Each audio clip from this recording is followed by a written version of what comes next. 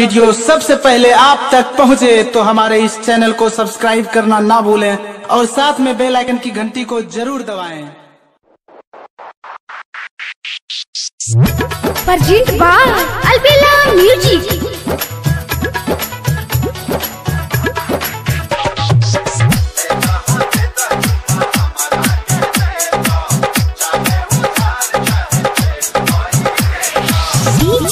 शिव नारायण सीतामढ़ी।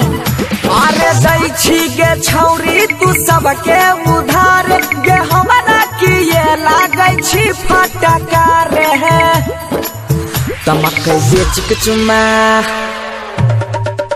गे मकई बेच के चुम्मा ले बाबा साख में चाहे तू दे में 1.5 लाख में मकई बेच के चुम्मा ले बाबा साख में चाहे दे में 1.5 लाख में।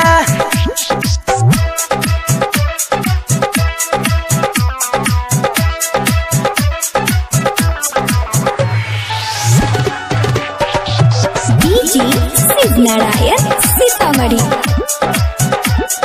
हाँ हमर बतिया ले मान छौरी करे नहीं गुमान नहीं ते चल जाए तो हर फोकटे में जान। हाँ हमर बतिया ले मान इतना करे नहीं गुमान नहीं ते चल जाए तो छौरी तो हर फोकटे में जान। कंप्लेन भाले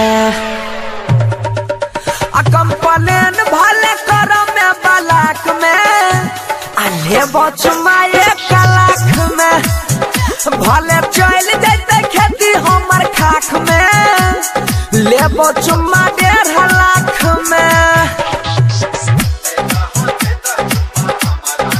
presented by Albela recording studio Simra.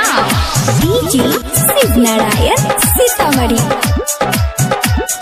हाँ कहो राइटर या जैया हो तो इहे में भलैया अबरी लगन में बनाई ले बंसी के अपन सैया। हाँ कहो सोनुआ जैया हो तो इहे में भलैया अबरी लगन में बनाई ले बंसी के अपन सैया। तोरा नथिया देबो गे सोना वाला नथिया देबो तोरा नाक में अले बचमा 1 लाख में भले चल जाते खेती हमर खाख में अले बचमा 1.5 लाख में।